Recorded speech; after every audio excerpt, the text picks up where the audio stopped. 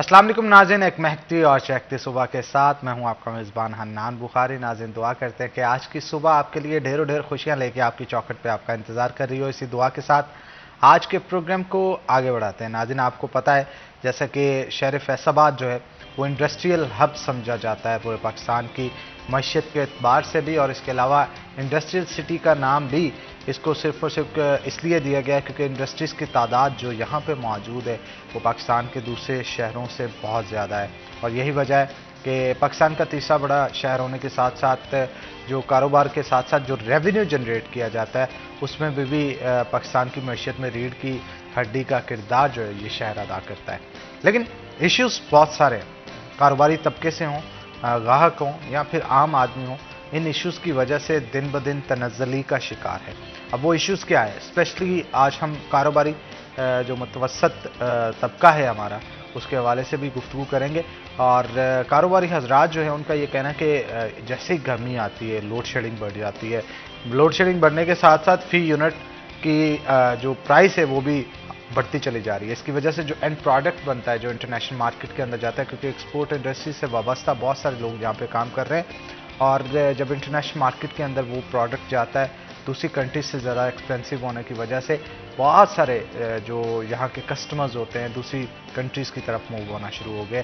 Covid के बाद सूरत हाल दिन ब दिन बदतर होती चली जा रही है और आने वाले दिनों में डिक्लाइन कितना आएगा एक्सपोर्ट के अंदर, इन तमाम तर सूरत हाल के हवाले से भी जानेंगे और एसएमई सेक्टर के हवाले से भी ख़ास तौर पर बात करेंगे, क्योंकि पाकिस्तान का जो एसएमई सेक्टर है वो ज़बूखाली का शिकार है।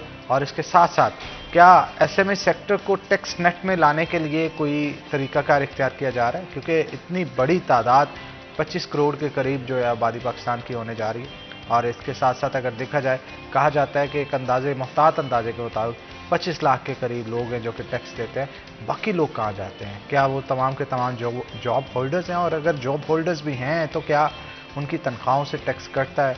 क्या कारोबारी तमाम के तमाम लोग रजिस्टर्ड हैं, नहीं हैं? तमाम तर सूरत के हवाले से गुफ्तगू करेंगे। हमारे जो आज का पैनल है, आज के जो गेस्ट हैं उनके साथ मैं आपका तारुफ करवा दूँ। हमारे साथ मोहम्मद बिलाल डोगर साहब मौजूद होंगे जो कि हमारे सीनियर रैंक पर्सन हैं, आपको वेलकम करते हैं जी शो के अंदर। और उनके साथ साथ हमारे सीनियर रिपोर्टर जनाब फजील साहब हमारे साथ मौजूद होंगे। फजील, आपको भी वेलकम करते हैं, बड़ा अच्छा हेयर स्टाइल आज आपने बनाया। तो बिलाल डोगर साहब की तरफ चलते हैं और गुफ्तगू का आगाज़ करते हैं। बिलाल साहब, क्या कहेंगे ये बढ़ती हुई बिजली की कीमतें और ऊपर से जिस तरह से कीमतें बढ़ रही हैं लोड शेडिंग भी वैसे बढ़ती चली जा रही है। बड़ी इंडस्ट्री जो है उसको बड़ी परेशानी का सामना करना पड़ता है, फिर जनरेटर चलते हैं, पेट्रोल तो आगे बड़ा महंगा है, डीजल भी महंगा है। तो मेरा नहीं ख्याल कि इस महंगाई को कंट्रोल किया जा सकता है फिर इस तरह से। अच्छा, ये बिजली की लोड शेडिंग तो हनाने एक मौजू है, लेकिन इसके अंदर जैसे आपने खुद जिक्र किया बड़ी इंडस्ट्री जो है वो अल्टरनेट एनर्जी के ऊपर जाती है। अल्टरनेट एनर्जी के अगर ऊपर आप बात करें तो गैस पहले इस्तेमाल की, जिसे कैप्टिव पावर कनेक्शन कहते थे, जिन्हें छोटे मिनी बिजली घरों का नाम से याद किया जाता है या बुलाया जाता है, वो हर मिल वाले ने लगाया होता था। वो गैस का इस्तेमाल करके अपना अल्टरनेट सोर्स ऑफ एनर्जी पैदा करता था।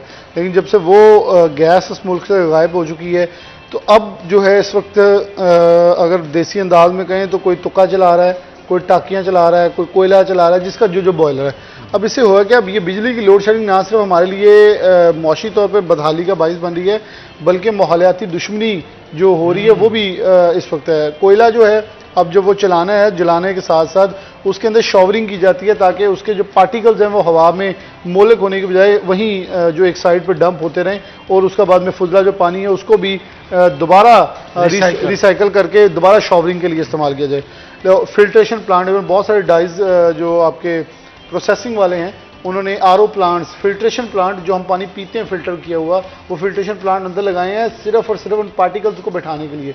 मतलब बहुत महंगा प्रोजेक्ट उन्होंने लगाया ताकि माहौल दोस्ती कायम रहे।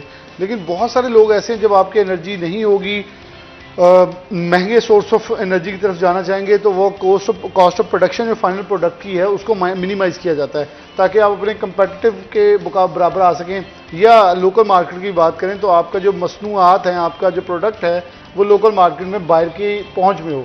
लेकिन अगर आप बहुत महंगे source of income, source of energy use करेंगे तो डेफिनेटली आपके प्रोडक्ट के ऊपर एंड कंज्यूमर, जो कंज्यूमर है उसने उसको बियर करना है।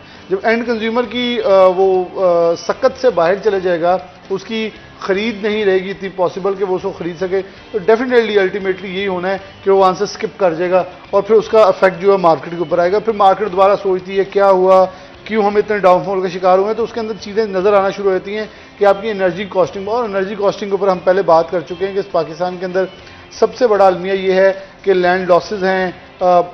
50% से ज़्यादा पाकिस्तान में लोग बिल नहीं देते। ऐसे 2 सूबे तो हमारे ऐसे हैं जिनमें से 50% बिल रिकवरी है ही नहीं। उसका अल्टीमेटली होया क्या, जो बिल दे रहे हैं उनके ऊपर घूम के फिर सारा, अब देखें ये तो नहीं है ना कि आपकी कंजम्पशन 100% 100 लोग कंज्यूम कर रहे हैं बिजली और बिल 100 दें, तो मेरे ख्याल में हमें भी 20 रुपये या 18 रुपये यूनिट पड़ेगा। लेकिन अल्टीमेटली इतने ज़्यादा लोग इसके कंज्यूम कर रहे हैं, बिजली चोरी हो रही है, बिजली की लैंड लॉसेज हो रही हैं, और फिर इसके ऊपर जो भी वजन पड़ता है उस कुल को जितने लोग बिल दे रहे हैं उनके ऊपर मल्टीप्लाई कर देते हैं। अब जो दे रहे हैं वो दे ही जा रहे हैं, जो नहीं दे रहे वो मौजें कर रहे हैं।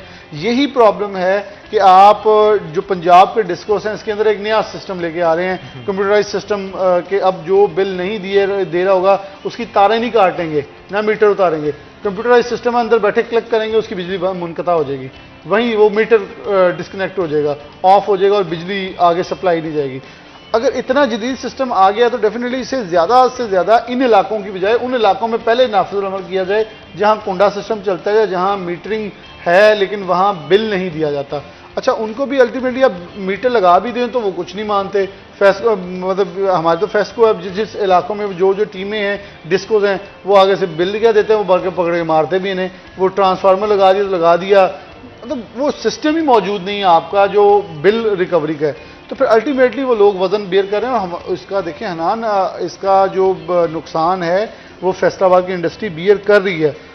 आप सिर्फ ये बताएं कि 60 रुपये यूनिट के हिसाब से कैसे मुनाफा होगा। ऊपर से आपकी मॉनेटरी पॉलिसी देखें, आपने उसे बढ़ा के इतना कर दिया कि कमो बेश अगर बैंक चार्जेस डाल के 26-27% बनता है जो आपको बैंक को वापस करना है इन सेंस ऑफ सूद, तो कौन सा कारोबार है जिसमें 25% बचत हो रही है। अगर आपकी 25% बचत हो रही है, उसके 2% तो आप ऊपर रख के बैंक को दे रहे हैं, और अगर आपने बैंक से कर्जा लिया हुआ है तो बस फिर आपका कारोबार, और बहुत सारे कारोबार इस वक्त कोलैप्स कर रहे हैं। गवर्नमेंट बारहा आपकी मॉनिटरिंग पॉलिसी को रिवाइज करी जा रही है और इसको बढ़ाया जा रहा है सिर्फ इसलिए कि इन्फ्लेशन कंट्रोल करें। इन्फ्लेशन कंट्रोल तो जो होनी है, लेकिन दूसरी तरफ आपकी इंडस्ट्री का इतना बेड़ा गर्क हो जाना कि आपकी जो इन्फ्लेशन है उसके अंदर एक बड़ा गैप फिर आगे जुड़ेगा। जो ये मिलें बंद होंगी तो लोग, आप यकीन करें कि ईद के बाद से लोग इंतजार कर रहे थे मिलों वाले कि हमें बहाना मिल जाए, किसी तरह एक बार मिल बंद हो और दोबारा ईद के बाद लोग आए तो हम कहें जी मिल चल ही नहीं रही, हमसे चल ही नहीं है। और लोगों ने बहाना करके अपनी मिलें बंद की हैं क्योंकि लोग इतने ज़्यादा डाउनफॉल में आ गए थे कि ईद तक सीज़न होता है, सीज़न लगाया, छोटी ईद का बड़ी सीज़न, बड़ी ईद का होगा जी अल्लाह हाफिज़, अब हमारी सक्कत नहीं रही। अच्छा, इसके हवाले से दुनिया में मैंने जो जाने वाले हमारे एक्सपोर्टर्स हैं जो जाके वहाँ मुलाकातें कर रहे हैं, बाहर से मिल रहे हैं, वो कुछ और पिक्चर बता रहे हैं। वो कह रहे हैं जो रिसेशन थी वो ख़त्म हो गया है, अब रिसेशन से वापस आ रही है दुनिया। अब दुनिया, वो कह रहे हैं अगर रिसेशन है तो पाकिस्तान खसारे में है, बांग्लादेश, वियतनाम और इंडिया ऊपर जा रहा है, चाइना ऊपर जा रहा है, वो हमारे मध्य मुकाबले कंट्रीज हैं, तो फिर वो कैसे तरक्की कर रहे हैं। So there is something very alarming कि हम डेफिसिट का शिकार हो रहे हैं। इसका मतलब है कि हम कहीं ना कहीं लैग कर रहे हैं और हमने अपना कॉन्फिडेंस लूज कर लिया है ग्राहक के सामने। बिल्कुल ठीक कहा। फजील, आपकी सबमिशन क्या है इस हवाले से? छोटा ताजर कितना परेशान? देखिए हनान, जैसे बिलाल भाई भी इन्फ्लेशन की बात कर रहे थे तो साथ ही इन्होंने इंडस्ट्री के जो मसाइल हैं वो भी बताए। पूरी दुनिया में अगर देखा जाए तो पाकिस्तान में सबसे कम महंगाई है इस वक्त, जो शरह महंगाई की है वो पाकिस्तान के अंदर सबसे कम है। लेकिन मुतासर इसलिए यहाँ पर लोग हो रहे हैं कि इनकम लोगों की नहीं है। जब आपकी इंडस्ट्री से सबसे ज़्यादा आपकी जो टेक्सटाइल इंडस्ट्री है वो जॉब्स प्रोवाइड कर रही है पाकिस्तान के अंदर, और फैसलाबाद में सबसे ज़्यादा टेक्सटाइल जो है वो आपकी मिल्स हैं, वो चाहे लोकल इंडस्ट्री हो या फिर एक्सपोर्ट इंडस्ट्री हो। जब आपकी मिल्स बंद हो जाएंगी, जैसे बिलाल भाई ने बताया कि लोग बहाने से बंद करने जा रहे हैं अपनी मिल्स को, क्योंकि उनकी जो कास्ट ऑफ प्रोडक्शन है वो बढ़ चुकी है। उनको ये दिखाई दे रहा है कि हमें तो कोई फ़ायदा ही नहीं हो रहा। वो सूद की मद में बैंक को पैसे दी जाएं, वो 60 रुपये का फ़ी यूनिट अगर कंज्यूम कर रहे हैं तो वो पैसा कमाने के लिए उन्होंने मिल लगाई थी, ना कि पल्ले से कोई जो पैसे हैं वो भी गवर्नमेंट को दे दें या फिर अपने मज़दूर को दे दें। आज के दौर के अंदर अगर आप सिर्फ देखें तो आपकी जो लोकल इंडस्ट्री है या फिर एक्सपोर्ट इंडस्ट्री है, उससे जुड़ा मजदूर जो है वो बेरोज़गार हो चुका है। और उसकी बेरोज़गारी की वजह यही है कि आपकी कॉस्ट ऑफ प्रोडक्शन बढ़ती जा रही है। आपके मिल्स मालकान जो हैं वो इस वक्त बियर नहीं कर पा रहे कि वो अपनी मिल्स को चला सकें। उसके बाद अगर जो छोटे ताजर की जो आपने बात की है, मार्केटों के अंदर जब कपड़ा तैयार हो के पहुँचता है, तो जब वो दुकान के अंदर चला जाता है तो वो आम आदमी की पहुंच में नहीं रहा कि वो ख़रीद सके।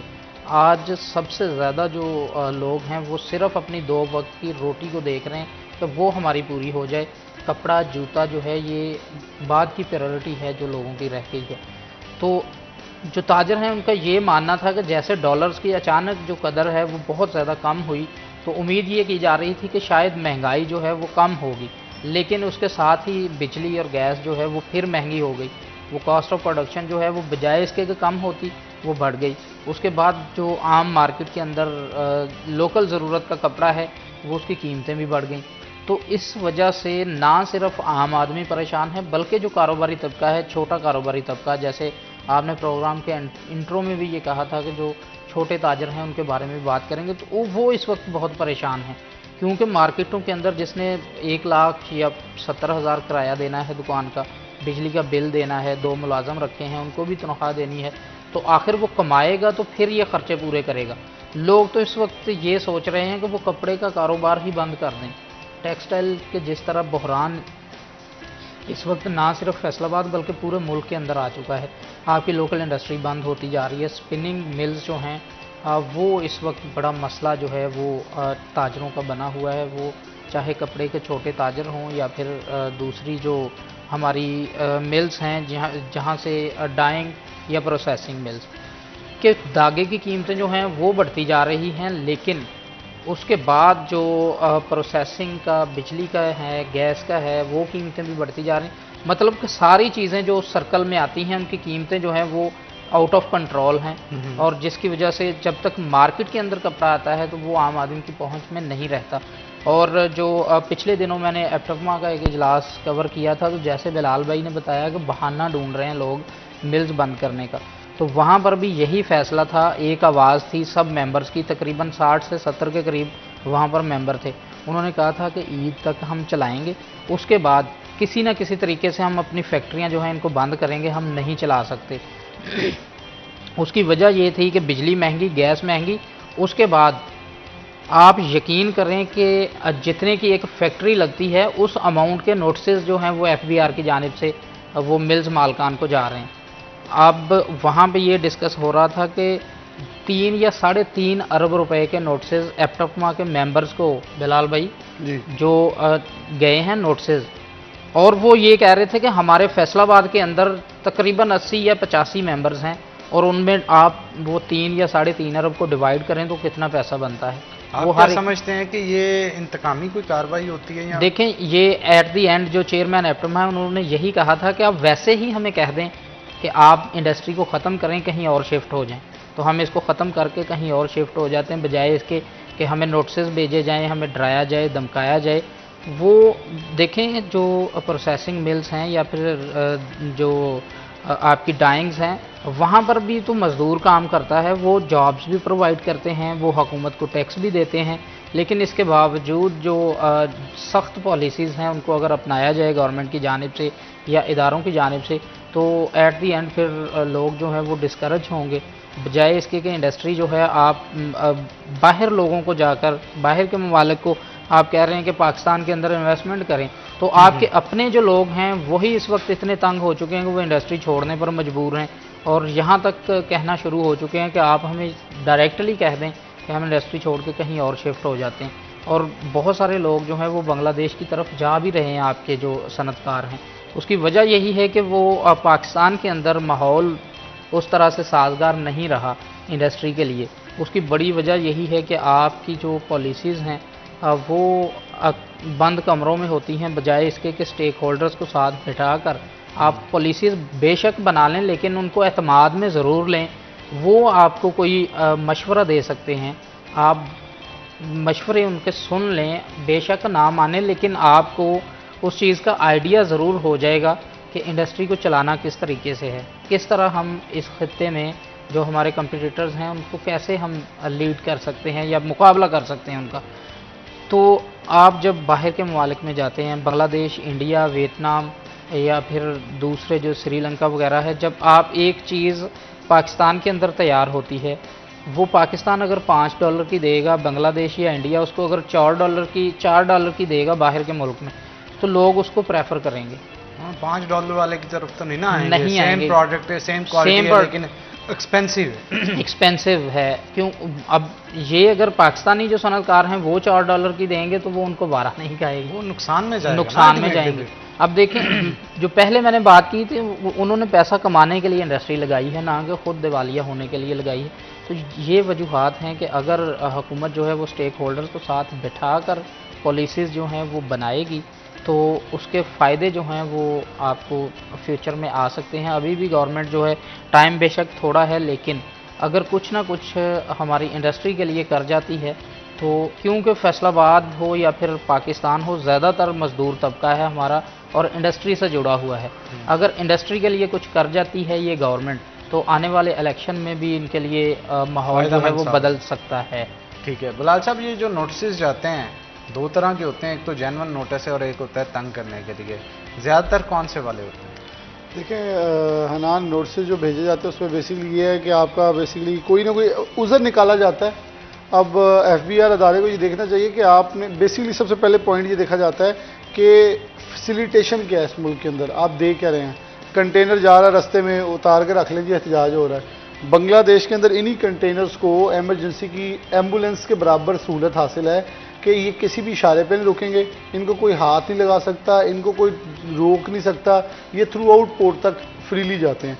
जब ऐसा सिस्टम होगा डेफिनेटली कॉन्फिडेंस बढ़ता है।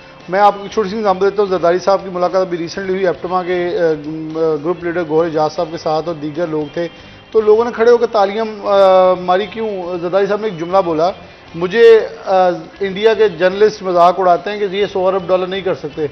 वो कहते हैं फिर आप मेरे एक्सपोर्टर्स को जानते नहीं हैं। ये बेसिकली वो बड़ी आम रूटीन में कहें तो किसी को थपकी देकर शेर बनाने वाली बात है। ठीक है, जब आपने कॉन्फिडेंस देना है ना तो कॉन्फिडेंस से बहुत चीज़ें हो जाती हैं, लेकिन अगर आपके अपने ही अदारे FBI जैसे वहाँ बदमाशी और खौफ हरास पैदा कर देंगे तो अगले ने कहना यार मैं 5 अरब लगा के बैठा हूँ, तो मैंने कौन सा टैक्स चोरी की है, मैं एक्सपोर्ट बेस हूँ, मैं अपनी हर चीज़ फाइल करता हूँ, सालाना इनकम टैक्स दिखा रहा हूँ, अपना हर चीज़ देख रहा हूँ।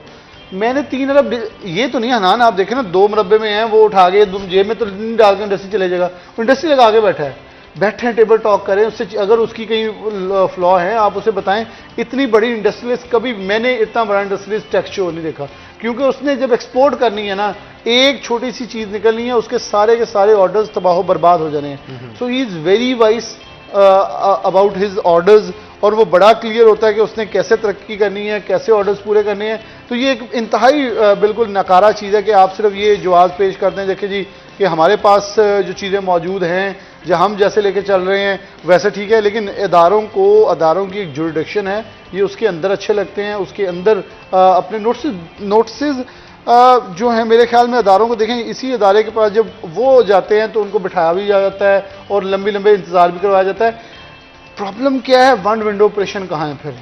फजील जानता है, एक दोस्त की फाइल प्रोसेस करवाई, हमने सिर्फ उसकी मावनत इतनी की कि उसने कहा थोड़ी सी मुझे रहनुमाई कर दें, तो आप यकीन करें बैरून मुल्क से आए लोग खाने खिला रहे हैं, जूसेस पिला रहे हैं ताकि फाइलें आगे चल जाएं।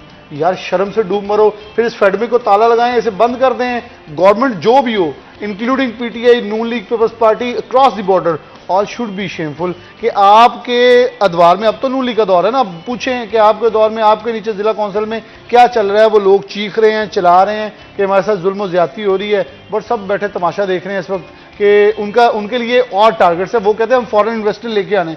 फॉरेन इन्वेस्टर को तब लेके आएंगे जब आपका लोकल इन्वेस्टर कॉन्फिडेंस में होगा। वो लेके आते हैं फॉरेन इन्वेस्टर क्योंकि वो अकेला नहीं कर सकता, उसने कोलैबोरेशन करनी है। जब वो लोकल इन्वेस्टर से बात करेगा, जो भी मैन्युफैक्चर, वो कहेगा भाईजान पाकिस्तान की कुछ ना करे, इतने थोड़ा कुछ नहीं चल रहा। यहाँ फाइलें बड़ी मुश्किल प्रोसेस होती है। छोटा सा एक ब्रेक लेंगे, ब्रेक के बाद यहीं से बात को कंटिन्यू करेंगे। नाज़रीन छोटा सा ब्रेक के बाद दोबारा हाजिर होते हैं। आपने कहीं नहीं जाना, हमारे साथ हैं।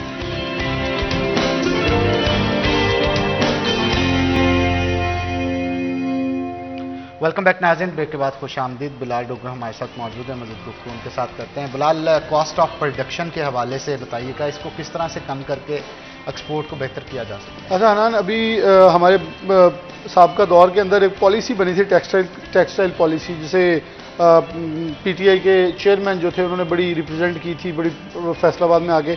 लेकिन जिस शख्स के कंधे पे हाथ रख के उसे थपकी दी गई थी, उसका नाम था जफर इकबाल सरवर। वो आज शख्स पीटीआई चेयरमैन का नाम लेना क्यों नहीं चाहता? एक बहुत बड़ा क्वेश्चन है। पॉलिसी बनाता है वो शख्स, और उस शख्स को बाद में पॉलिसी रिप्रेजेंट करता है असद उमर, बाद में असद उमर भी रिमूव कर दिए जाते हैं। अब देखें, जिस बंदे ने पॉलिसी बनाई है वो आपकी पार्टी का, आपने उसे एमएनए का टिकट नहीं दिया, आपने उसी टिकट पे राजा रियाज को टिकट दिया, वो जीत गए, बाद में वो आप उनसे खुश नहीं थे, वो एक अलग चैप्टर है।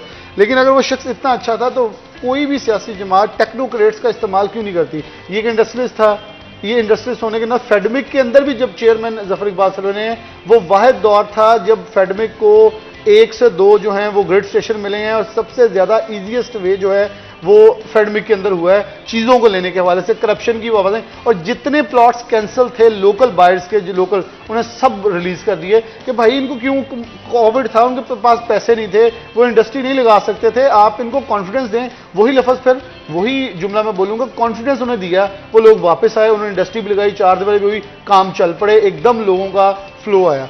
अब वही शख्स दोबारा एक पॉलिसी बना रहा है, जिसका अभी खदोखाल उन्होंने अभी बयान करना, लेकिन उन्होंने कुछ पॉइंट्स मेरे साथ शेयर किए कि अब मैं ये चाहता हूं कि टेक्सटाइल एक्सपोर्ट्स, जो कि 2022-23 के, जो 2021-22 के अंदर 31 अरब डॉलर कुल बरामदात थी, जिनमें से 19.31 मिलियन डॉलर, 19 अरब डॉलर और 31 मिलियन डॉलर की कुल बरामदात थी टेक्सटाइल की, जिसमें से 64% हिस्सा जो था वो टेक्सटाइल का था। इस 64% हिस्से को अंदर जो है 60% दरामदात थी। इस दरामदात को, इंपोर्ट को कम करके हम अगर 40 पे ले जाएं तो हम 20% अपना मिनिमाइज कर सकते हैं। इसके अंदर है क्या? इसके अंदर आपकी कपास की पैदावार है जो सबसे इनिशियली है। इसके अंदर आपकी, अब देखें, जैसे एनटीयू यूनिवर्सिटी ने एक बहुत एक काम किया कि केले के तने से कपड़ा बना लिया, और उस केले के तने को उन्होंने काटा, जो कि अमूमन हम ठट्ठा और जो lower southern Punjab and upper Sindh की बात करें तो बेशुमार केला है वहाँ। अब उसके जो तना है उसको जला दिया जाता है या उसे गलने सड़ने के लिए फेंक दिया जाता है। अब उसके अंदर से फाइबर एक्सट्रैक्ट किया गया है, उसे 20% मिक्स किया गया कॉटन के साथ, 20% मिक्स किया गया। तो आप देखें, आपके अगर हमें 1 करोड़ बेल चाहिए तो हमें 80 लाख बेल चाहिए, 20 लाख बेल्स बच गई हैं। और ठट्ठा के अंदर 10,000 मैट्रिक टन तक, जो है 10 लाख मैट्रिक टन तक, if I am not wrong, गुंजाइश मौजूद है। अब ये एक नई सनत। अच्छा, फिर जब उसका फाइबर एक्सट्रैक्ट हो जाना है तो उसके अंदर से जूस निकलता है, वो जो तने के अंदर से, वो आपकी स्किन ग्लो के लिए और स्किन ब्यूटी प्रोडक्ट्स के लिए बहुत बुरी है। एक केला है, 3 बाय प्रोडक्ट्स हैं। ये सेम लाइक शुगर मिल है, एक चीनी थी, बड़ी महंगी थी। अब शुगर मिलों वालों को चीनी नहीं चाहिए, उनको स्प्रेड चाहिए, उनको बाय प्रोडक्ट्स चाहिए, जो उसका जितना भी फुजला है वो चाहिए। क्यों? वो ज़्यादा महंगा बिकता है, वो रॉ मटेरियल ज़्यादा महंगा हो गया। तो हमें वैल्यू एडिशन की तरफ जाना चाहिए। एक एक प्रोडक्ट की 10-10 वैल्यू एडिशन है, हम उधर क्यों नहीं जाते? हम गंदम उठाते हैं, हमारा किसान गंदम बेच देता है।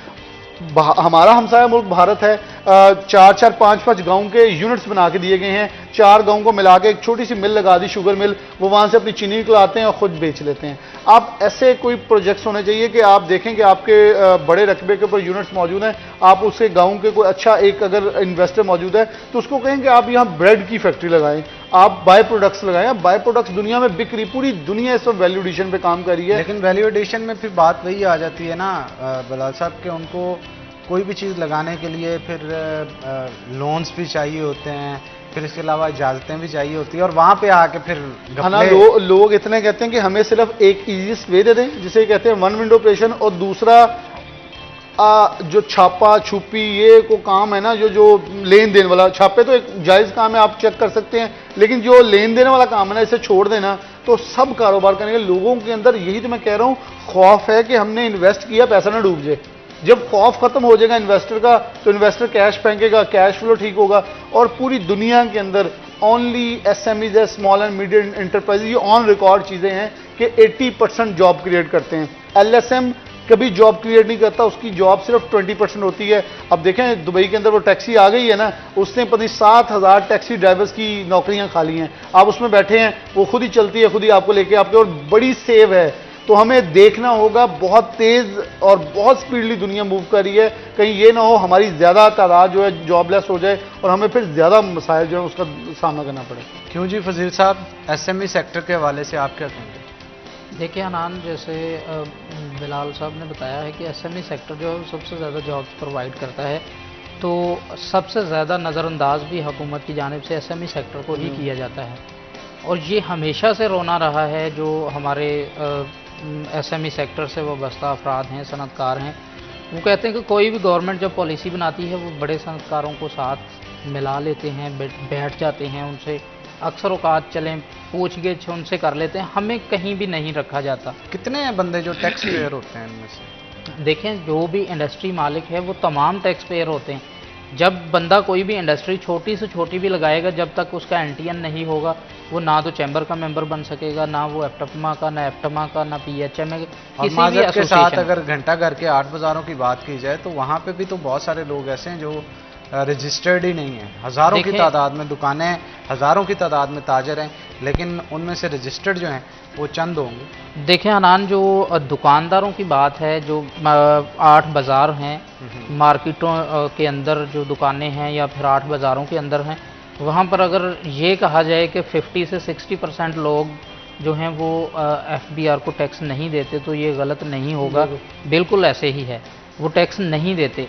लेकिन जो इंडस्ट्री है, जो जॉब्स प्रोवाइड करते हैं, हम उनकी बात कर रहे हैं इस वक्त, कि उनको अगर गवर्नमेंट उनसे टैक्स लेती है तो उनको सहूलियात भी देखे कि हम क्या दे रहे हैं। अब आप हमें बात कर रहे हैं कि जॉब देना, तो 8 बाज़ारों की फिर मैं बात करूंगा। जॉब देने के लिए कम से कम उजरत क्या है गवर्नमेंट की तरफ से तय की गई? वो कहीं भी नहीं, कोई इम्प्लीमेंटेशन नहीं है। उसकी आदि भी नहीं दी जाती। आप देखें दुकानों के बाहर मजदूर बैठे हैं, अगर दिहाड़ी लग गई तो उनको पैसे मिल जाएंगे, अगर नहीं लगी तो नहीं मिलेंगे। जो दुकानों के अंदर परमानेंट उन्होंने मुलाजम रखे हैं, उनको भी किसी को 15,000 दिया जा रहा है महीने का, किसी को 20,000 दिया जा रहा है। और जिनको इतने मिल रहे हैं वो गनीमत जाने, वो गनीमत जाने। और फेलियर क्या है? फेलियर यही है कि हमारा चेक एंड बैलेंस नहीं है। हम सिर्फ ऐलानात करते हैं, चेक एंड बैलेंस कोई नहीं रखता, कोई जाके अफसर नहीं पूछता। आपको मैं एक वाक़या बताता हूँ। मेरा एक दोस्त है, उनकी कंपनी है, उनका कोई जो मुलाजम था वो छोड़ गया, उसका 27,000 रुपये इनके देने थे कंपनी ने। उसने जाकर लेबर डिपार्टमेंट में एप्लीकेशन दे दी। लेबर डिपार्टमेंट से एक कोई नई इंटर्नी थी स्टूडेंट, वो उसके पास आ गई। उसने कहा जी ये आपका मुलाजम है इस नाम का, ये आपके पास रहा? उसने कहा जी रहा। उसने रजिस्टर निकाल लिया। उसने कहा जी आपने इसके पैसे नहीं दिए और उसको नौकरी से निकाल दिया है, ये आपने कानून की खिलाफ वर्जी की है, लिहाजा हम आपको नोटिस जारी कर रहे हैं। वो लड़की उसको नोटिस लिख के दे गई कि ये आपका जुर्माना है और दूसरा आपकी रजिस्ट्रेशन भी नहीं। अब वो बंदे ने बताया कि जब 2-3 दिन गुजरे तो 2 बंदे आ गए मेरे पास। उन्होंने आके ये कहा कि जी ये आपका चालान आया है, तो इसको अब क्या करना है? तो कहता, मैंने कहा कि वो आई थी कोई आपकी ऑफिसर। कहते वो ऑफिसर नहीं थी, वो इंटर्नी थी लड़की, हम अब आए हैं आपसे मिलने के लिए। अच्छा, कहता मैंने उनसे पूछा कि आप क्या खाएं पिएंगे, आप क्या लेंगे? तो उन्होंने कहा कि जो मर्ज़ी कर दें। कहता मैंने खाना मंगवा लिया उनके लिए। जब खाना आया तो खाना खा के कहते अच्छा हमें कुछ दें तो सही, आपने पूछा तो था, मतलब क्या लेंगे आप? वो कहता मैंने समझा कि उन्होंने खाना खाना है, लेकिन वो दूसरे लेने की बात कर रहे थे। उन्होंने कहा आप कुछ दें हमें, 10,000 रुपये दें, हम ये कैंसिल कर देते हैं, आपको कोई नहीं पूछेगा। अब ये तो हालात हैं। अगर एक मज़दूर को निकाल दिया जाता है, और असल में ये उस मज़दूर के ही पैसे हैं, मज़दूर के ही पैसे हैं। वो देखें कि उन्होंने 10,000 लेकर वो चालान भी कैंसिल कर दिया, वो किसी सरकारी खाते में नहीं। अच्छा, अब उनकी रजिस्ट्रेशन का भी नहीं पूछा गया। जब तक हमारे अदारे जो हैं वो अपनी ड्यूटी को समझते हुए उसको पूरा अपने फ़राइज़ को सरअंजाम नहीं देंगे, यहाँ पर हालात जो हैं वो बेहतर नहीं हो सकते। जब तक हम खुद नहीं ठीक होंगे, कोई भी ठीक नहीं हो सकता। 8 बाज़ारों के अंदर जो टैक्सेस की बात है, मैं हमेशा ये बात यहाँ से कंटिन्यू करेंगे, लेकिन एक छोटी सी ब्रेक के बाद ब्रेक लेंगे। ब्रेक के बाद दोबारा हाजिर होते हैं। आपने कहीं नहीं जाना, हमारे साथ है ना।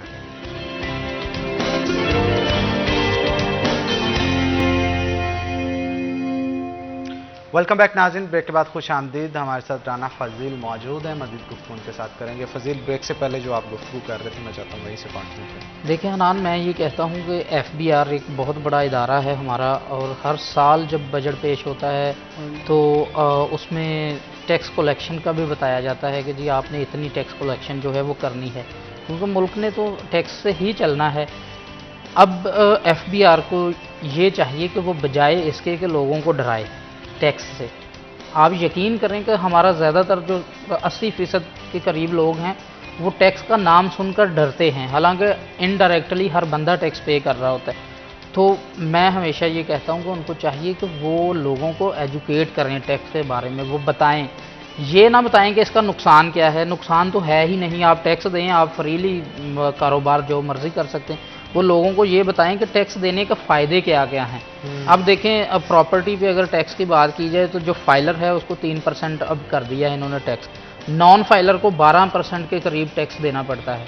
अब ये लोगों को जाकर बताएं कि जो फाइलर नहीं होगा वो 12% देगा, जो ऑलरेडी फाइलर हैं वो 3% देंगे, इसमें फ़ायदा आपका है। अगर आप फाइलर यहाँ पे अगर कोई 20 लाख की, 30 लाख की या 40 लाख की प्रॉपर्टी या इससे ज़्यादा की भी खरीदता है तो 12% उनकी तबीयत फ्रेश हो जाएगी, तबीयत फ्रेश हो जाएगी।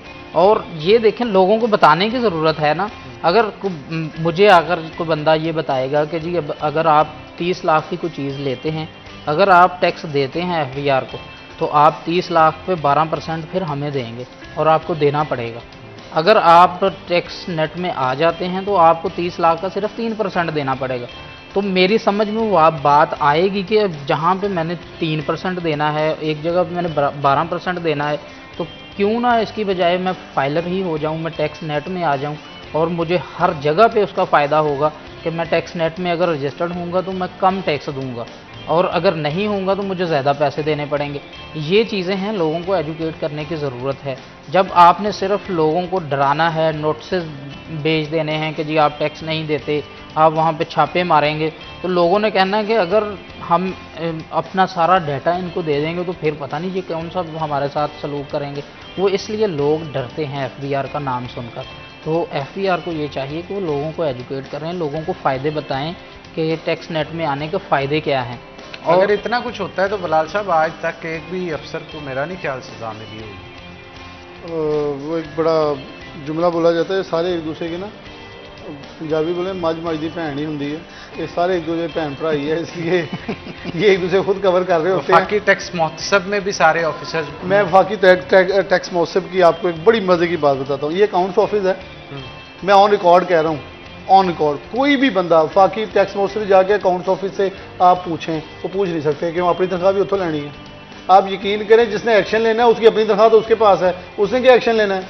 ये मैं आपको वो बात बता रहा हूँ जो ऑन रिकॉर्ड बैठ के चीज़ें डिस्कस होती हैं कि यार हमने दरख्वास्त दी, तो अकाउंट्स ऑफिस है, आप एक स्कूल है सरकारी, उसको 1 लाख का बजट हुआ है, उसमें से उसने 10,000 निकालना है, वो लीगली बदमाशी से लेता है। DC नहीं एक्शन ले सकता, क्यों, DC ने अपनी तनख्वाह उतो लेनी है। यहाँ आवे का आवा तो बिगड़ा हुआ है। मैं आपको पहले भी एक बात बता चुका, वो जो हमने स्पोर्ट्स वाली डिस्कस की थी, उसके अंदर अब वो जो शख्स है, जैसे यार मुझे ये समझ नहीं आती कि पूरा सिस्टम जेपटाइज किया हुआ एक लफ्ज़ होता है, उसको ये बिल्कुल वैसे है, ऐसा उलझा हुआ है कि आप जिसको जहाँ से टांग पकड़ेंगे वो दूसरे से उसकी पकड़ी हुई है, वो एक जाल में ऐसे परोए हुए हैं। आप अमूमन कभी नया कोई सिपाही या हवलदार भर्ती हो ना, तो उसको ज़रा देखिएगा, उसको 2-3 महीने बड़ा अच्छा होता है, जैसे इसने ट्रेनी वो खातून की बात की। अच्छा 6 माह बाद में जो बड़े अफसर है ना, जब वो जो थोड़े मॉमर होते हैं, उम्र जो रिटायर होने वाले, वो उसे अपने सारे गुर दे जाते हैं, वो अपने भी गुर सीख लेता है, उनके भी सीख लेता है, फिर डबल शेयर हो जाता है, वो जाते हैं उनसे भी बड़ा छोरा बन जाता है। अब ये है हमारा सिस्टम, जो हमने सिस्टम सिखा दी है। माजरत के साथ, वेरी सॉरी टू से, आपको पता है कि अगर आप टैक्स में रजिस्टर्ड हों, जो आप सेल टैक्स पे करते हैं किसी भी मार्ट पे या किसी भी खाने वाली शॉप पे या कहीं भी, तो वो रिफंड होते हैं, आप सालाना इनकम टैक्स में उसके साथ लगवा सकते हैं।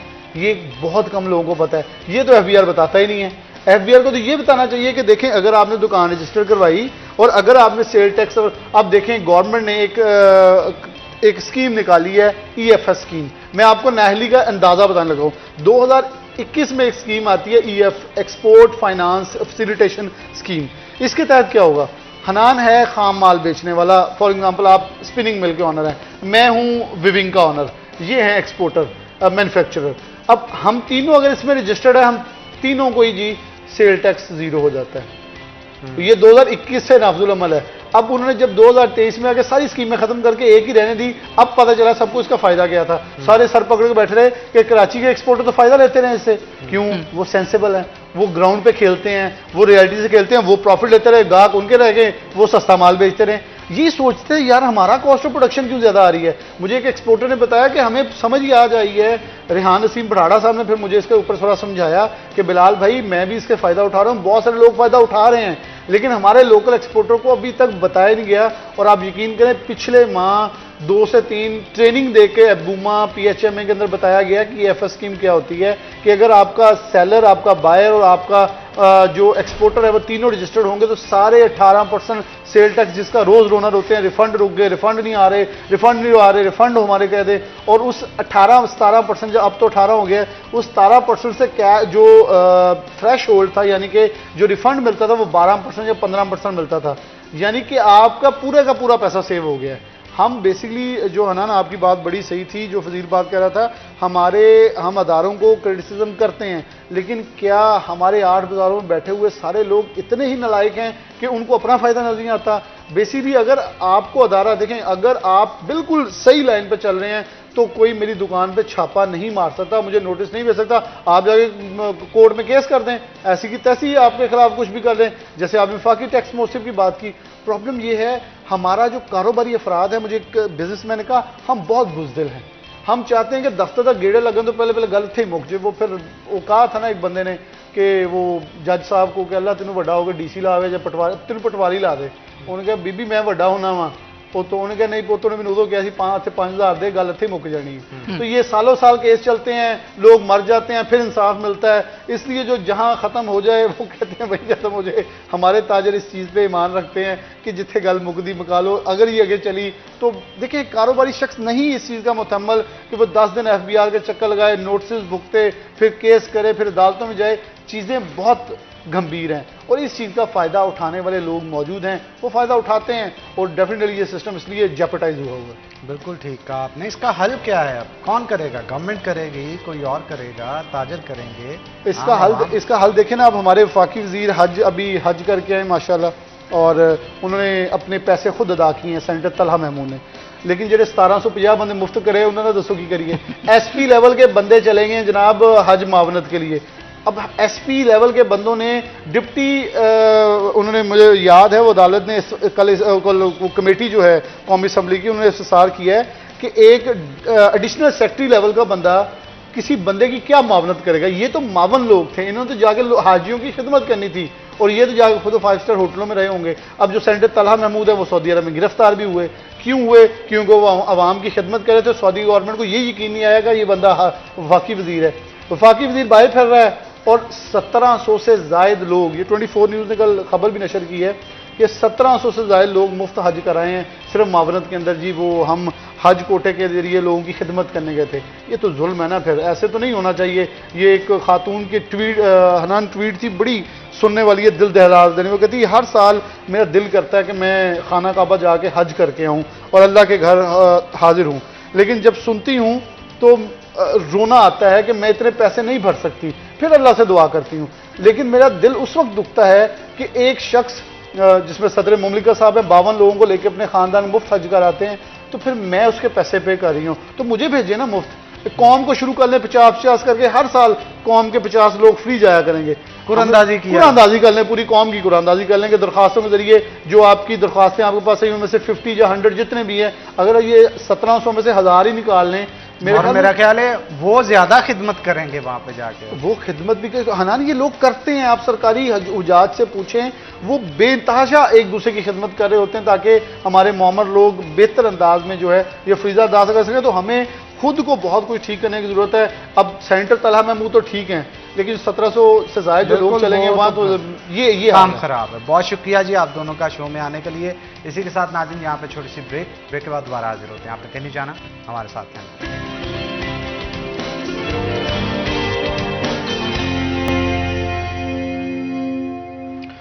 वेलकम बैक नाज़रीन, ब्रेक के बाद खुश आमदीद। नाज़रीन, ब्रेक के बाद हमें नए गेस्ट हैं जिन्होंने ज्वाइन किया है। मैं तारुफ आपके साथ करवा दूं। हमारे साथ डॉक्टर बशीर अहमद समीम साहब मौजूद हैं, जो कि रीजनल डायरेक्टर फैसलाबाद हैं अल्लामा इकबाल ओपन यूनिवर्सिटी के। आपको वेलकम करते हैं जनाब शो के अंदर।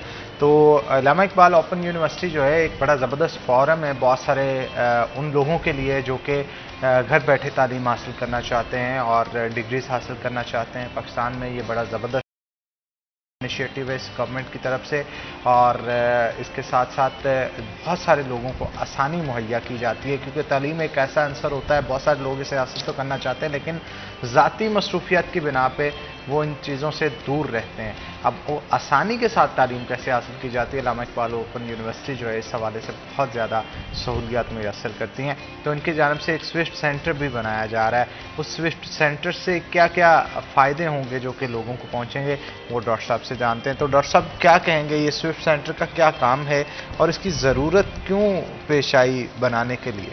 जी, बिस्मिल्लाह रहमान रहीम। सबसे पहले तो आपका शुक्रिया कि आपने मौका फराहम किया कि मैं आके यहाँ पे यूनिवर्सिटी के हवाले से गुफ्तगू कर सकूँ। जी जी। तो देखिए, अल्लामा इकबाल ओपन यूनिवर्सिटी जो है ये सबसे ज़्यादा जो खिदमात पेश कर रही है वो डिस्टेंस लर्निंग में है। हम डिस्टेंस लर्निंग में हमारी बहुत बड़ी स्टूडेंट बॉडी जो है वो मौजूद है।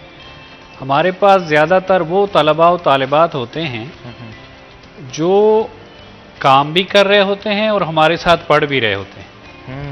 ये बहुत ज़्यादा तादाद उन तलबा और तालिबात की, और ख़ास तौर पे रिमोट एरियाज़ में वो ख़वातीन जिनकी मूवमेंट जो है वो उनके लिए मुश्किल होती है, तो उनके लिए हम खिदमात अंजाम देते हैं कि वो घर बैठ कर ही अपनी तालीम हासिल कर सकते हैं। फ़ी ज़बाना उनके पास एक सादा सा कंप्यूटर अगर हो, तो वैसे तो आप देख रहे हैं आजकल हर बच्चे के पास जो है वो एंड्रॉयड मोबाइल है।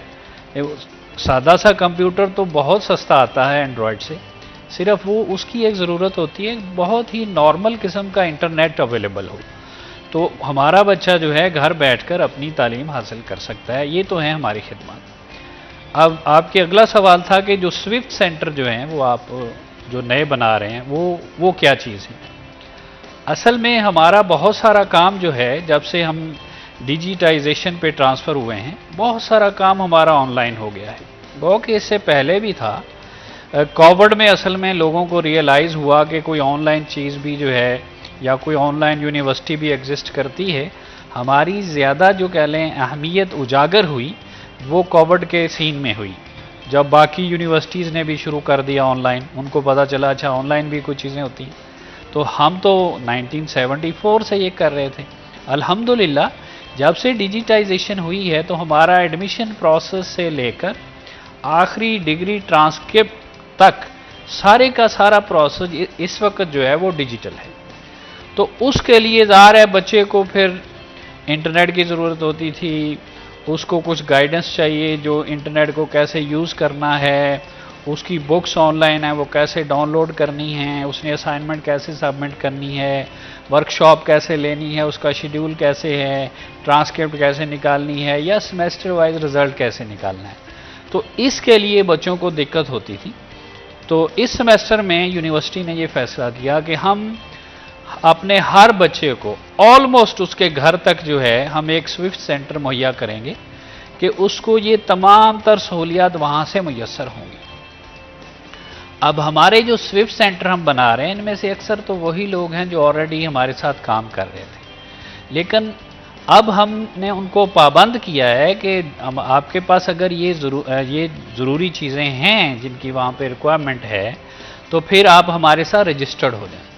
ये असल में एक पब्लिक और प्राइवेट पार्टनरशिप है। देखिए वहाँ पे जितनी इक्विपमेंट होगी वो उस ओनर की होगी, हम उसको सर्विसेज के जो हैं वो अगेंस्ट कुछ पेमेंट्स करेंगे।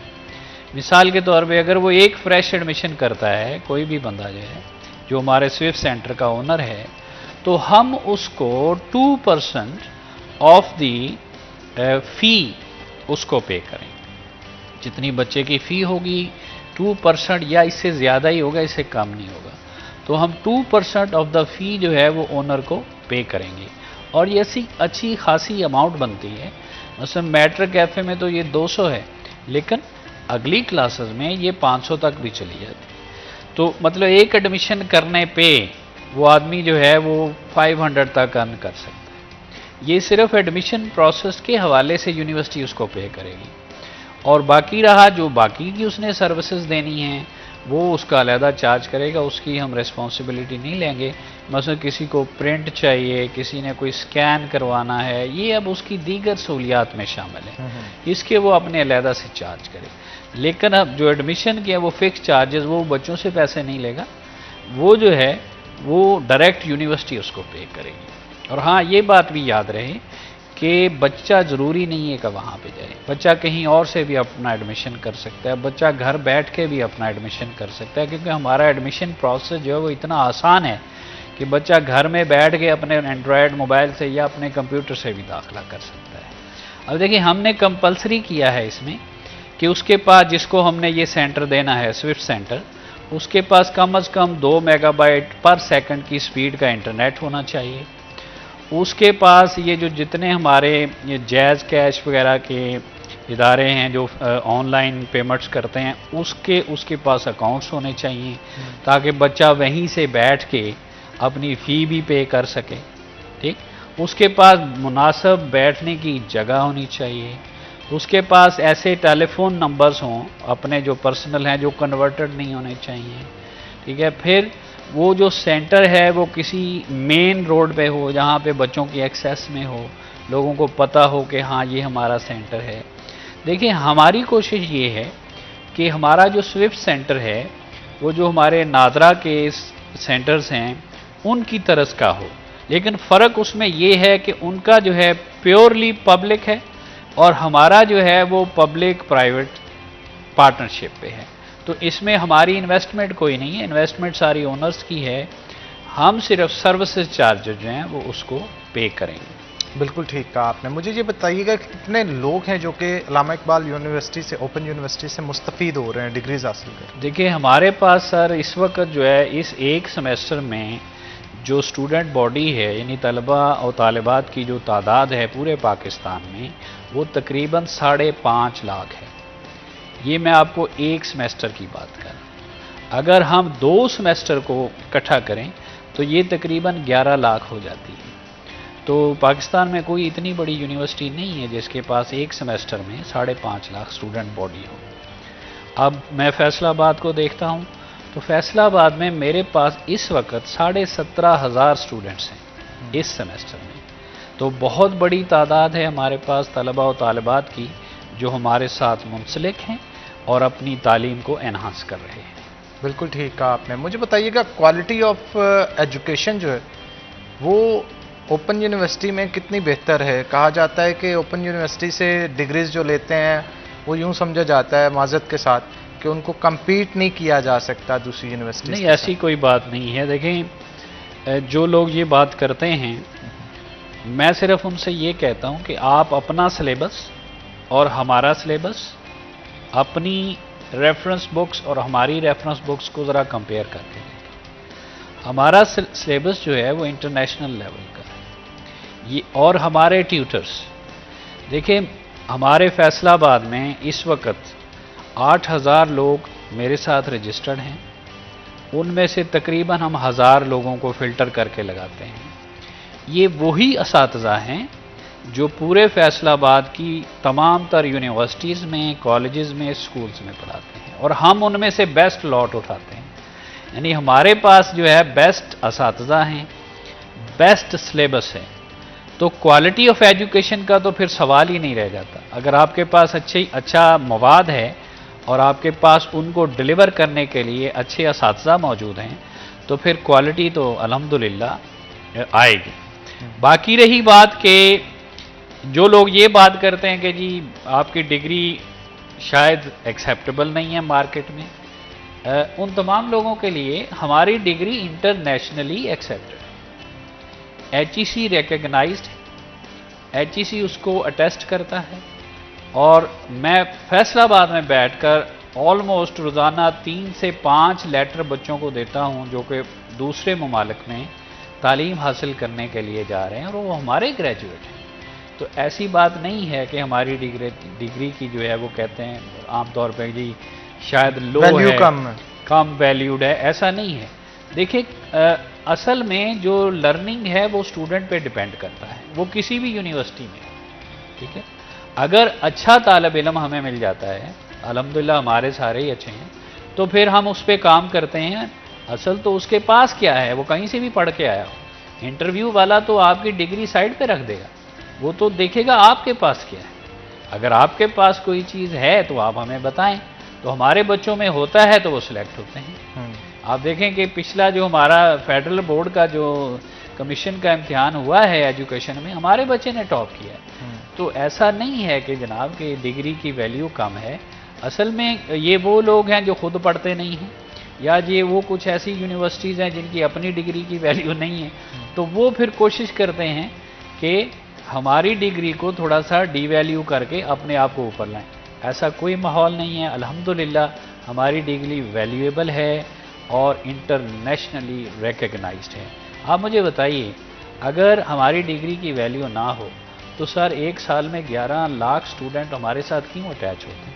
सर बहुत सारे बड़े स्टूडेंट्स की तादाद ऐसी होती है जो कि डिग्री की गर्ज से सिर्फ आते हैं पढ़ने के लिए। वो आपको दूसरी यूनिवर्सिटीज़ में भी मिल जाएंगे। वैसा तो नहीं है कि वो सिर्फ हमारी यूनिवर्सिटी में है। आपको मैं लायक से लायक स्टूडेंट अपनी यूनिवर्सिटी में भी दिखा सकता हूँ, और नालायक से नालायक स्टूडेंट किसी दूसरी यूनिवर्सिटी में भी दिखा सकता हूँ। तो ये तो सर टीचर एंड टॉट का ताल्लुक होता है, जिससे मिल के फिर जो है वो आगे प्रोडक्ट बनती है।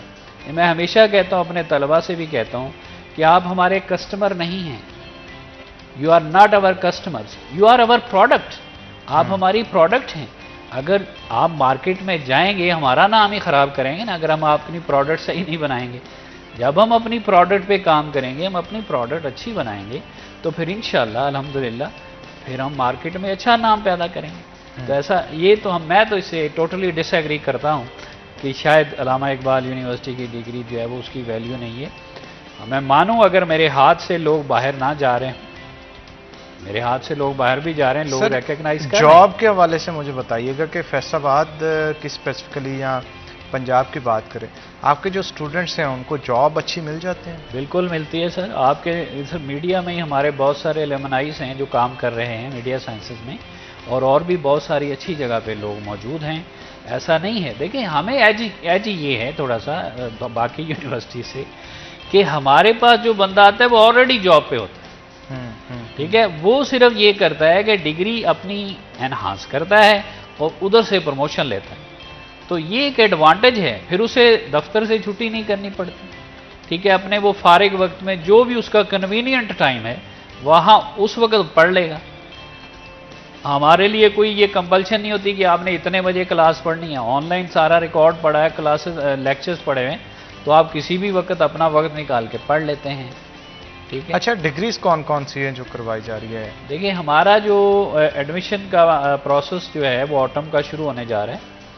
उसमें हम अपने फर्स्ट फेज़ के अंदर जो लॉन्च करते हैं उसमें हमारा मैट्रिक होता है, इसमें दरसे निज़ामी आमा और कुछ ओपन कोर्स होते हैं जो ये भी दरसे निज़ामी के बच्चों के लिए होते हैं। इसके अलावा हम FA लॉन्च करते हैं, इसके दरसे निज़ामी खासा है, और साथ ही कुछ ओपन कोर्स होते हैं। तो अभी हमने कोई मिडल टेक भी आगाज़ कर रहे हैं, जो बिल्कुल जो लोअर के बच्चे हैं, लोअर एजुकेशन के, उनके लिए।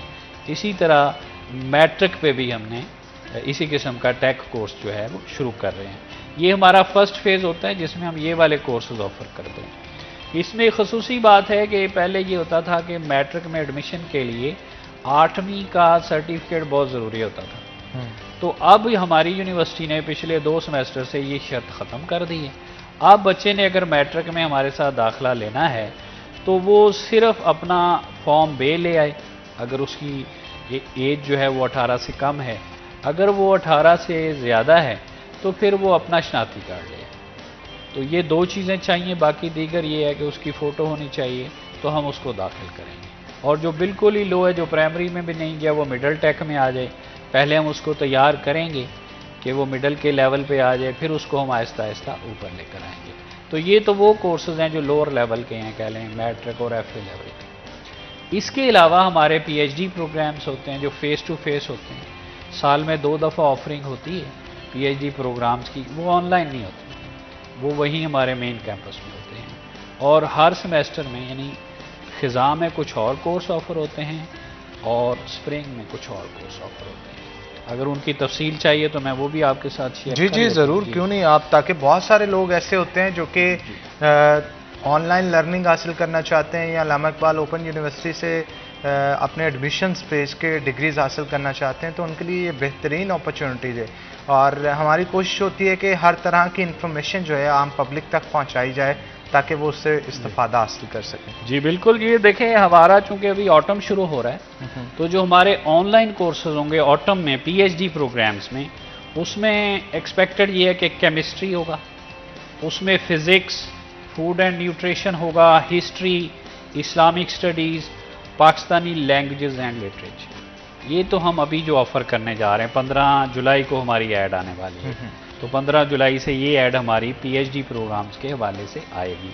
और अभी जो सेमेस्टर के दाखिले हमने कंक्लूड किए हैं, उसमें जो पीएचडी प्रोग्राम्स हमने ऑफ़र किए थे उसमें एजुकेशन रिलेटेड थे, जिसमें कि specialization distance and non formal education है, जिसमें एलिमेंट्री टीचर एजुकेशन है, साइंस एजुकेशन है और स्पेशली टीचर एजुकेशन है। अरेबिक, शरिया, कुरान एंड तफसीर, लाइब्रेरी एंड इंफॉर्मेशन साइंसेज है, पाकिस्तान स्टडीज़, मैथ्स, फिज़िक्स और स्टेटिस्टिक्स। ये हमने लास्ट सेमेस्टर में ऑफ़र किए थे। अब ये प्रोग्राम अगले साल ऑफ़र होंगे, यानी स्प्रिंग में ही ऑफ़र होंगे, और ये प्रोग्राम हम अभी पीएचडी के ऑफ़र करने जा रहे हैं। सिमिलरली हमारे पास एमफिल प्रोग्राम्स हैं, जो भी हम ऑफ़र करेंगे उसमें अरेबिक है, इस्लामिक स्टडीज़ है, Pakistan studies, maths, chemistry, physics और साथ उसके स्टेटिस्टिक्स है, कंप्यूटर साइंसेज है, और MS community health and nutrition है। ये हमारे एमएस के प्रोग्राम है जो भी ऐड 15 को आ रहे हैं उसमें आ जाएंगे। और इसी तरह जो हमने लास्ट में एमफिल प्रोग्राम ऑफ़र किए थे, उसमें वही MPhil education with same specialization है, अरेबिक, कुरान एंड तफसीर, sharia, commerce, economics, history, Iqbal studies, maths, communication में भी हम एमफिल करवाते हैं वहाँ पे इस्लामाबाद में। एमफिल मैथ्स कॉम है, MPhil Pakistani languages and literature Urdu है, MPhil agriculture technology, computer science and physics है। ये हमारे एमफिल प्रोग्राम थे जो हमने लास्ट सेमेस्टर में ऑफ़र किए। जो हम अभी ऑफ़र करने जा रहे हैं वो मैंने आपको पहले बता दिया। इसके अलावा कुछ हमारे मास्टर प्रोग्राम्स हैं। मास्टर प्रोग्राम वैसे ओवरऑल तो बंद हो गए हैं, लेकिन एक प्रोग्राम हमारा चलता है कॉल एमबीए का, उसकी भी ऑफरिंग हम इस दफ़ा करेंगे, क्योंकि गवर्नमेंट ने 2 साला जो बीए प्रोग्राम थे वो बंद कर दिए। इसी तरह 2 साला एमए प्रोग्राम बंद हो गए, अब सिर्फ 4 साला बीएस प्रोग्राम चलेंगे। तो उसकी ऐड जो है वो हमारी आएगी 1 सितंबर को तकरीबन, उसमें हम ऑफ़र करेंगे। तो ये हमारे कुछ बीएस प्रोग्राम्स हैं जिसमें बॉटनी, केमिस्ट्री, कंप्यूटर साइंस, ये हमारे ऑनलाइन नहीं होते बल्कि ये मेन कैंपस में होते हैं। मैथ्स है, एनवायरमेंटल साइंसेज है, फिज़िक्स और स्टैट्स है। और इसके अलावा हमारे जो भी हम ऑफ़र करेंगे, जो कह लें कि जो हमने लास्ट में ऑफ़र किए थे बीएस प्रोग्राम, उसकी तफसील भी यही है तकरीबन। जो हमारे खसूसी प्रोग्राम्स हैं वो हैं हमारे टीचर ट्रेनिंग प्रोग्राम्स, जिसमें बैचलर ऑफ एजुकेशन के प्रोग्राम्स हैं, बीएड, एमएड। जी बीएड, एमएड तो अब ख़त्म हो गया। अब बीएड में हमारी 3 स्ट्रीम है, 1.5, 2.5 और इसी तरह 4 ईयर प्रोग्राम है हमारा। तो हमारी सबसे ज़्यादा तादाद जो है हमारी इसमें होती है। तो ये हैं हमारे प्रोग्राम्स जो हमने ऑफ़र किए हैं और ऑफ़र करते हैं। तो ज़ाहिर है हर सेमेस्टर में सेम कोर्सेज ऑफ़र नहीं होते, बल्कि एक सेमेस्टर छोड़ के, क्योंकि कुछ प्रोग्राम ऐसे हैं जो साल के बाद ऑफ़र होते हैं, तो इसका मतलब है हर सेमेस्टर में फिर डिफरेंट प्रोग्राम्स होते हैं। हाउएवर मैट्रिक, एफए और बीएस के प्रोग्राम ऑलमोस्ट सेम होते हैं, कोई एक आध की एडिशन या डिलीशन हो जाता है। तो ये सारे प्रोग्राम्स हैं जो हम ऑनलाइन भी ऑफ़र कर रहे हैं। बिल्कुल ठीक कहा आपने। मुझे ये बताइएगा कि जिस तरह बहुत सारे स्टूडेंट्स होते हैं, उनकी कोशिश होती है कि मतलब घर बैठे तालीम हासिल की जाए, जी। और उसके साथ साथ उनकी डिग्रीज़ का मतलब जैसे जॉब लेने जाते हैं, तो जॉब लेने जिस वक्त वो जाते हैं वहाँ पे अपना इंट्रोडक्शन करवाते हैं, डिग्रीज़ को देखा जाता है। ये एक इम्पैक्ट जो है, ये इम्पैक्ट अच्छा नहीं जा रहा था कोविड से पहले, लेकिन अब जो है वो बेहतरी की तरफ आना शुरू हो गया है। इस पे गुफ्तगू करेंगे, लेकिन एक छोटी सी ब्रेक के बाद, ब्रेक का वक्त हो गया। तो नाज़रीन यहाँ पे एक ब्रेक के बाद दोबारा हाजिर होंगे। आपने कहीं नहीं जाना, हमारे साथ हैं।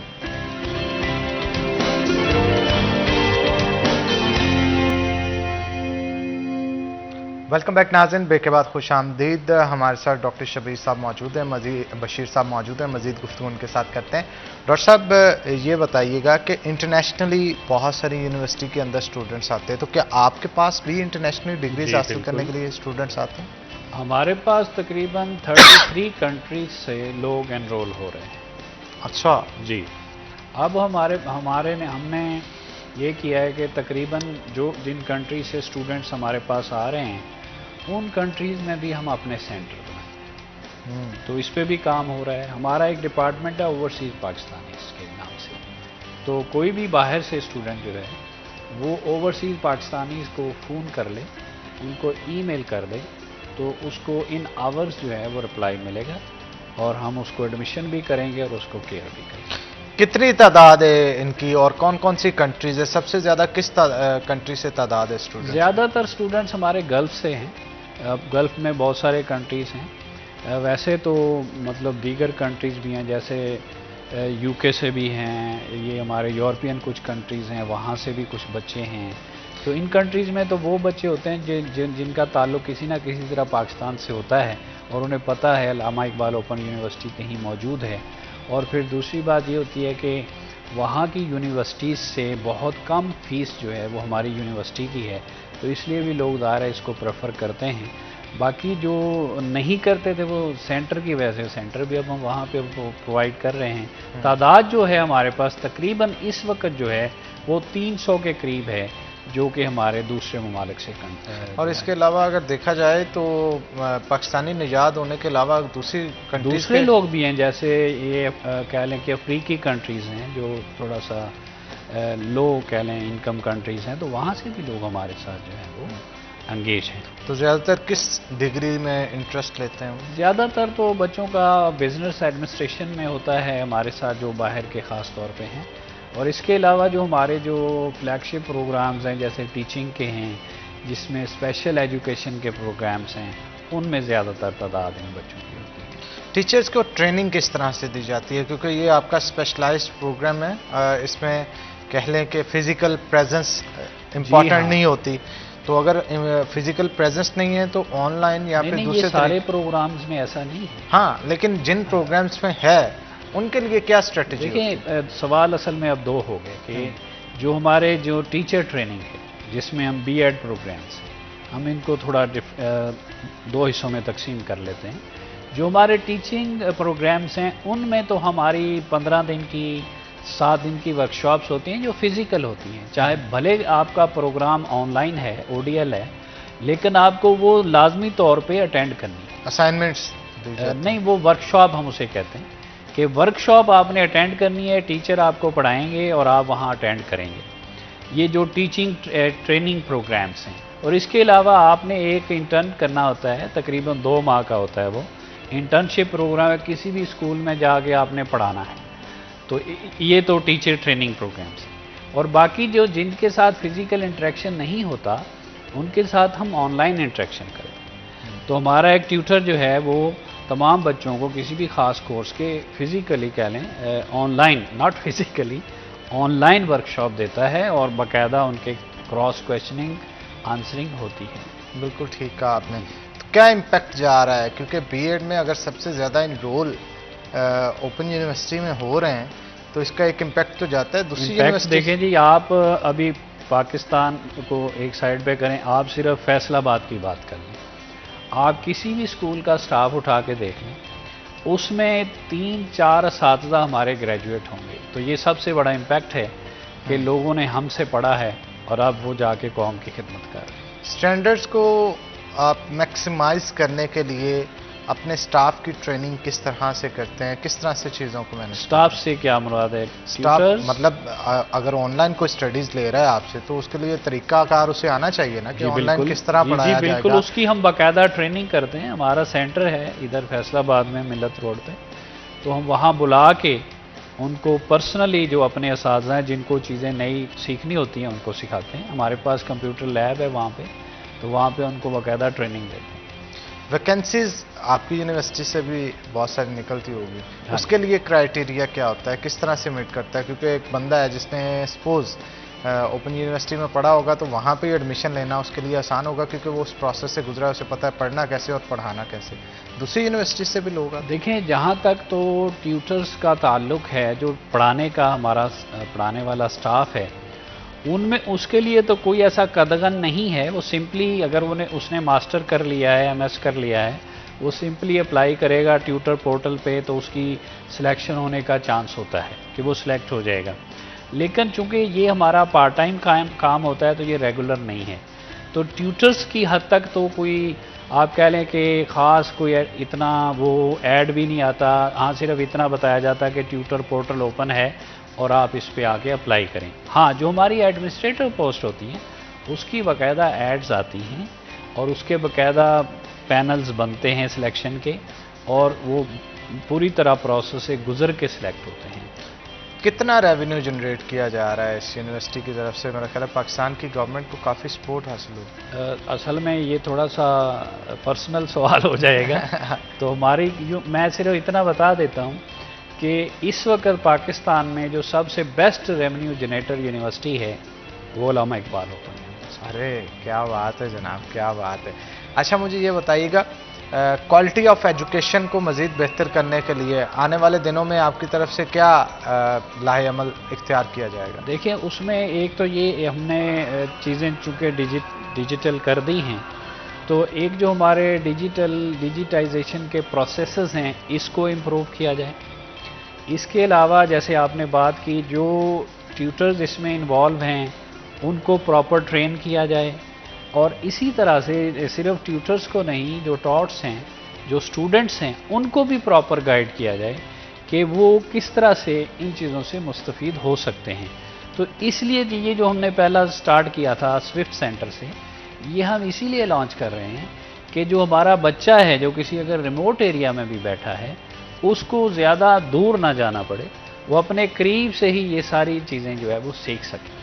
अच्छा, दूसरा मुझे ये बताइएगा, बाज़ का आम यूनिवर्सिटीज़ के अंदर देखते हैं ना आप, नौजवान स्टूडेंट्स की तादाद ज़्यादा होती है, तो ओपन यूनिवर्सिटी में जो ज़रा एजेड होते हैं वो भी समटाइम एडमिशन ले लेते हैं कि चलो यार, हम तो बड़ी खुशी से उन्हें मौका फराहम करते हैं कि वो आएँ और आके अपनी तालीम को इन्हांस करें। क्या इम्पैक्ट जा रहा होता है? कितने लोग होते हैं जो कि इस तरह से देखिए, जो एज लोग होते हैं ना, उनके पास एक्सपीरियंस भी होता है और उनके पास मार्केट एक्सपीरियंस ज़्यादा होता है, तो हमारी कोशिश होती है कि उनको एंगेज करें ताकि वो जो एक्सपीरियंस को हमारे साथ मर्ज करके अपनी तालीम को इन्हांस करके जल्दी मार्केट के अंदर जाके सर्व कर सकें। सिलेबस कौन इसका तैयार करता है all over the university? Syllabus जो है हमारा बड़े एक्सपर्ट लोग होते हैं जो ऑलरेडी पीएचडी लेवल के लोग होते हैं, वो बाकायदा एक पूरी टीम बनाई जाती है किसी भी सिलेबस के लिए। सिर्फ ये नहीं कि पूरे एक प्रोग्राम का सिलेबस एक टीम बनाती है, ऐसा नहीं है। एक सब्जेक्ट पे एक टीम बैठती है जो कि हम हेड ऑफिस से लेते हैं, या अगर हमें ज़रूरत पेश आ जाए तो किसी दूसरी यूनिवर्सिटी से भी ले लेते हैं ताकि वो उस कोर्स को इंतहाई तवज्जो के साथ तैयार करें, सिलेबस को। बिल्कुल ठीक कहा आपने।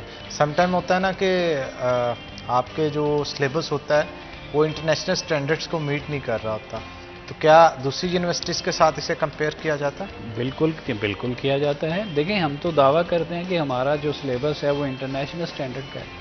देखिए, मैं चूँकि यूनिवर्सिटी में हूँ तो लोग समझेंगे कि शायद मैं इसलिए कह रहा हूँ कि जी हमारे स्टूडेंट से पूछें आप, हमारा स्टूडेंट आपको बताएगा, ख़ास तौर पे वो स्टूडेंट जो पास आउट हो के मार्केट में काम कर रहे हैं उससे पूछें आप अपने मैस कॉम के जो हमारे एलुमनाइज हैं उनसे पूछें, वो आपको बताएंगे कि जो चीज़ें हमने यहाँ पढ़ी हैं यकीनन हमें दूसरी जगह नज़र नहीं आती हैं, क्योंकि अब वो मार्केट में बैठे हैं ना तो वो दूसरी यूनिवर्सिटीज़ की भी चीज़ें देख रहे हैं, तो कहते हैं कि जो चीज़ें हम यहाँ से सीख कर गए हैं वो कहीं हमें नहीं मिली और शायद ना भी मिलती। बहरहाल ये वो बताएं तो ज़्यादा इफ़ेक्टिव होगा उनका बताना बजाय कि मैं बताऊं।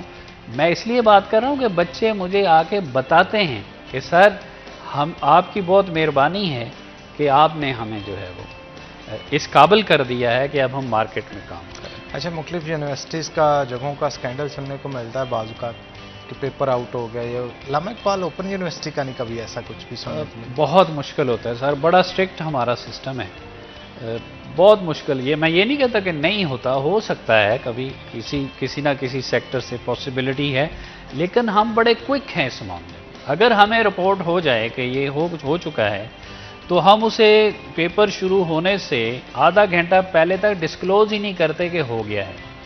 सिर्फ आधा घंटा पहले हम अनाउंस कर देते हैं कि ये वाला पेपर कैंसिल हो गया और ये नया पेपर आ रहा है। चलें जी, इस पे मजीद गुफ्तगू करते हैं, लेकिन एक छोटी सी ब्रेक के बाद दोबारा हाजिर होते हैं। आपने कहीं नहीं जाना, हमारे साथ रहना।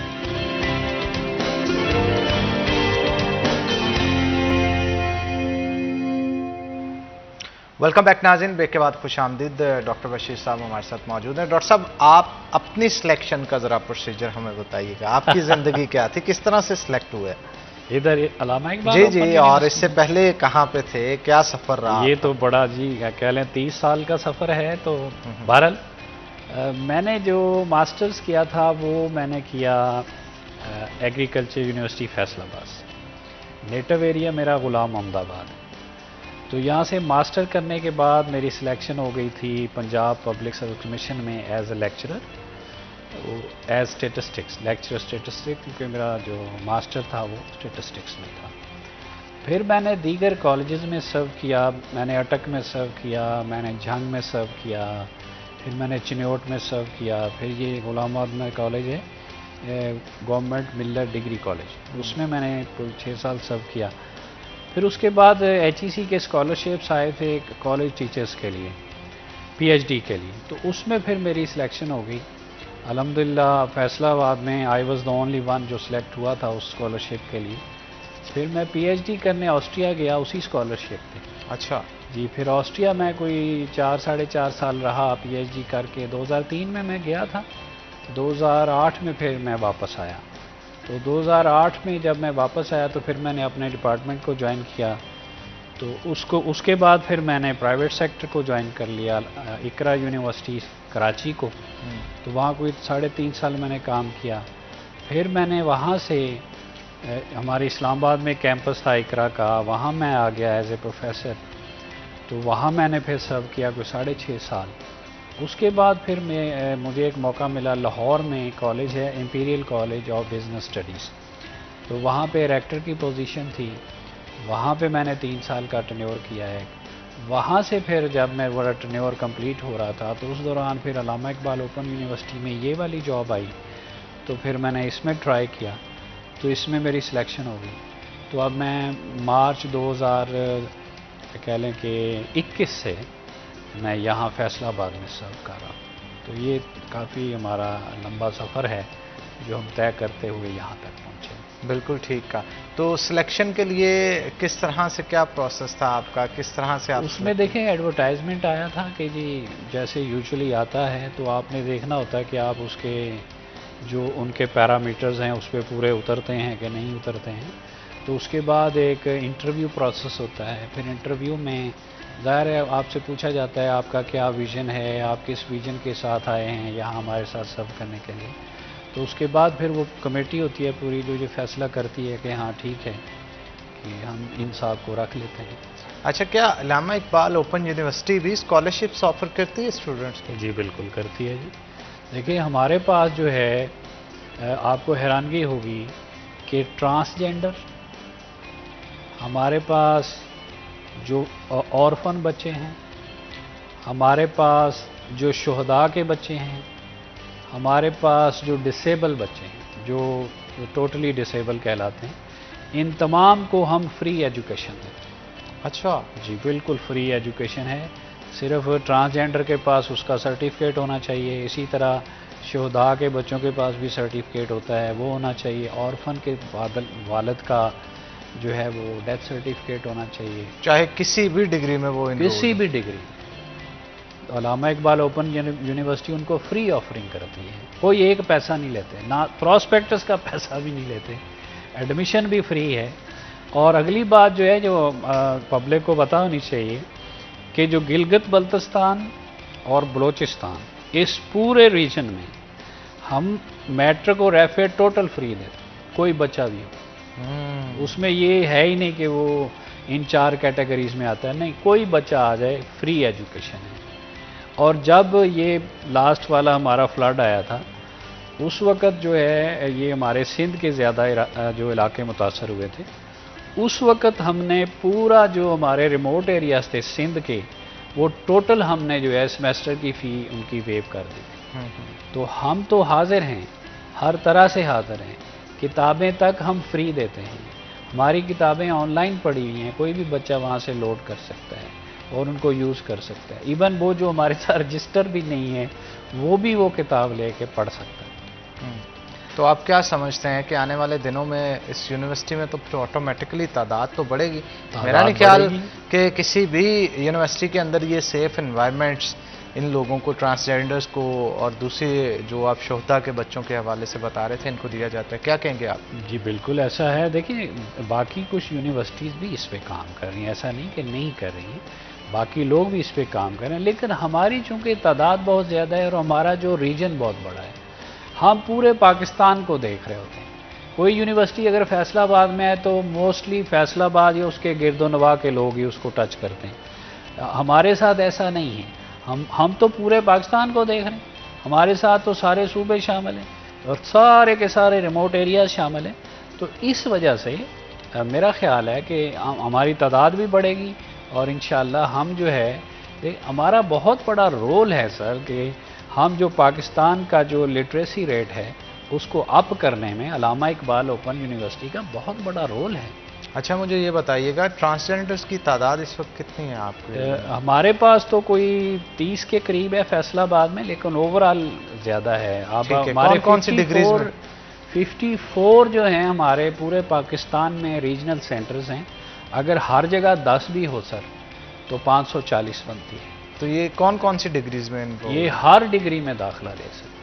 तो ये मेरा ख्याल एक बहुत अच्छा मैसेज है जी, ना सिर्फ ट्रांसजेंडर्स के लिए बल्कि ऑल ओवर द वर्ल्ड ये एक पॉजिटिव मैसेज। देखिए जो ट्रांसजेंडर बच्चे मेरे पास ऑफिस में आते हैं, अगर कभी मौका मिले आप उनको इंटरव्यू करें कि हम उनकी कितनी केयर करते हैं, बल्कि मैं तो उन बच्चों को मोटिवेट करता हूं कि बच्चे जो आपके साथी हैं वो उनसे रिक्वेस्ट करें कि वो भी हमारे साथ दाखिला लें। अगर आपके गुरुजी मान जाते हैं तो मेरी मीटिंग उनसे करा दें, मैं उनसे रिक्वेस्ट कर लूँगा कि भाई बच्चों को यार हमारे पास फ्री है ना, कोई पैसे तो लगने नहीं, फ्री एजुकेशन है, तो आप इनको दाखिल करा दें। अभी हमारा एक ट्रांसजेंडर जो है वो कमिश्नर ऑफिस में उन्होंने स्पेशल सीट दी है उसको, वो हमारा स्टूडेंट है। हाँ जी, कि वो जो ट्रांसजेंडर के मामलात हैं वो बच्चा देखता है वहाँ पे। क्या बात है जनाब, ये तो एक बहुत अच्छी इन्फॉर्मेशन है जो कि आपने हमारे साथ शेयर की है। उस बच्चे का जो निक नेम तो कोई और है, वैसे उसका नाम अब्दुर्रहमान है। तो वो ये भी देखने में आया पिछले दिनों एक सोशल मीडिया के ऊपर भी बड़ी खबर चली थी कि ट्रांसजेंडर ने LLB जी जी बिल्कुल। हमारी एक ट्रांसजेंडर है जो गालिबन पेशावर में है और वो ये CSS कर गई है। अच्छा अरे माशाल्लाह माशाल्लाह। वो ऐसा नहीं है, टैलेंट मौजूद है, सिर्फ थोड़ा सा इन बच्चों को पुश करने की ज़रूरत है, थोड़ा सा मोटिवेट करने की ज़रूरत है। मुझे अफसोस होता है कि जब किसी ट्रांसजेंडर को मैं इशारे पे देखता हूँ किसी, तो मेरी कोशिश होती है अगर मेरी उसे बात उस वक़्त भी हो जाए ना तो मैं कहूँ बच्चे दफ्तर आना तो मैं फ्री दाखिला दूंगा और आ जाएं आप हमारे साथ, तालीम हासिल करो यार। मतलब आप मेन स्ट्रीम में दाखिल हो ना, आप अगर कुछ पढ़ लिख जाओगे तो आपको किसी अच्छी जगह रोजगार मिल जाएगा, व्हाइट कॉलर जॉब होगी आपके पास। तो मेरा ख्याल है ये बड़ा अच्छा इनिशिएटिव है जो कि आपकी यूनिवर्सिटी की तरफ से लिया जा रहा है और इससे एक पॉजिटिव चेंज माशरे के अंदर आएगा। अगर एक ट्रांसजेंडर भी किसी अच्छी जगह पे बैठा हुआ ना, यकीन जानिए ये इनकी पूरी कम्युनिटी के लिए इंस्पिरेशन बन जाएगा। बिल्कुल है। वो बच्चे की तो मैं मिसाल देता हूँ, जैसे अभी दी है, वो बच्चे ने स्पेशल मुझे बताया कि सर उन्होंने मुझे चेयर दे दी है और मैं वहाँ बैठता हूँ। देखें उसके लिए ये कितनी बड़ी बात है कि एक चेयर मिल जाना ही। कि भी आपको ऑफिस मिल गया, बैठ गया, अभी ट्रांसजेंडर सारे यहाँ पे आके अपने मसाइल इसको बताएंगे।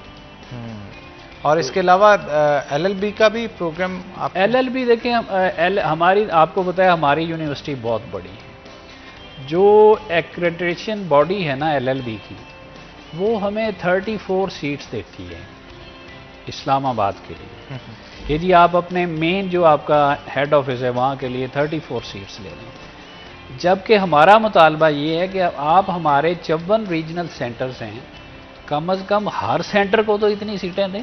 बिल्कुल, इस पे मजीद गुफ्तगू करने की जरूरत है, लेकिन वक्त क्योंकि तो वो इस कम पे है। आ नहीं रहे, जिस दिन वो आ गए हम उसी दिन लॉन्च कर देंगे। चलें तो चलें जी, 34 हम सीटें उम्मीद हमारे करते लिए हैं, कुछ भी हम नहीं है उम्मीद सर। करते हैं आने वाले दिनों में बेहतरी आएगी। आपका बहुत शुक्रिया आने के लिए। इसी के साथ नाज़रीन आज के प्रोग्राम से अपने मेज़बान हनान बुखारी को दें इजाज़त, फिर होगी आपसे मुलाकात। तब तक के लिए अल्लाह हाफिज़।